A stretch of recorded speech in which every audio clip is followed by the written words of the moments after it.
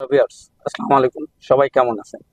তো বন্ধুরা, আমরা যদি স্কুল পর্যায়ে ছোট কিশোর এবং শৈশব বয়স থেকে যদি আমরা ট্রাফিক সিগন্যাল তাদেরকে নলেজে দিতে পারি, তাহলে অবশ্যই সড়ক দুর্ঘটনা এবং তাদের আইন সম্পর্কে, ট্রাফিক আইন সম্পর্কে তাদের একটা ধারণা হবে। ঠিক সেই একই ধারাবাহিকতায় আমরা একটা স্কুল ভিজিটে যাব এবং স্কুলের বাচ্চাদের, কোমলমতি শিশুদেরকে শেখাবো রাস্তার কোন পাশ থেকে যেতে হয় এবং কোথায় কিভাবে চলতে হয়। ঠিক সেটাই আমরা তাদেরকে জানাবো।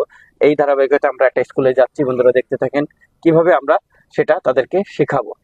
এবং আপনিও আপনার বাসায় বাচ্চাদেরকে অবশ্যই শিখাবেন রাস্তার কোন পাশ থেকে যেতে হয় এবং কখন রাস্তা পার হতে হয়, কিভাবে চলাচল করতে হয় রাস্তায় দুর্ঘটনা এড়ানোর জন্য। তো বন্ধুরা চলেন দেখি।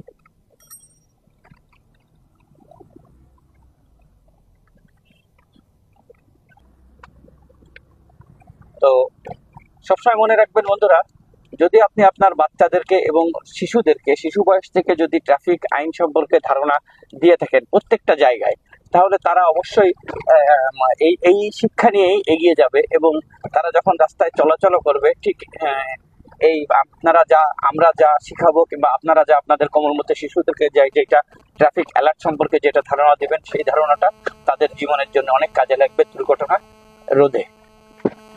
তো বন্ধুরা দেখতে থাকুন, আমরা চলে আসলাম আমাদেরই একটা স্কুলে কোমলমতি শিশুদেরকে আমরা শিক্ষা দিব এবং জানাবো যে ট্রাফিক অ্যালার্ট কি, ট্রাফিক আইন সম্পর্কে তাদেরকে চলাচল সম্পর্কে কিছুটা ধারণা দেওয়ার জন্য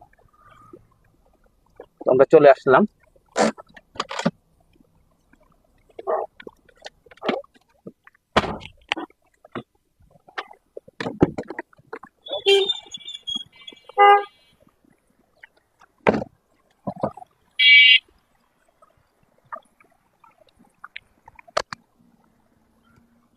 উপশহর ড্রাইভিং ট্রেনিং সেন্টারের পক্ষে আমরা এইমাত্র চলে আসলাম নতুন উপশহর সরকারি প্রাথমিক বিদ্যালয়।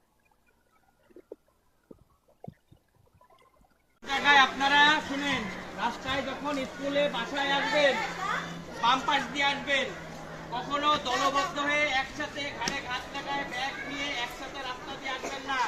একা একা রাস্তার বাম পাশ থেকে স্কুলে আসবেন এবং ছুটি হলে রাস্তার বাম পাশ থেকে যাবেন। কোন দিক থেকে যেতে হবে? আচ্ছা, যখন রাস্তায় উঠবেন ডান পাশ বাম পাশ দুই পাশ খেয়াল করবেন, যাতে কোনো গাড়ি ঘোড়া আসলে সেটা চলে যাওয়ার পরে আপনারা রাস্তা পার হবেন। ঠিক আছে? মনে রাখবেন, সময়ের চেয়ে জীবনের মূল্য অনেক বেশি। একটি দুর্ঘটনা সারা জীবনে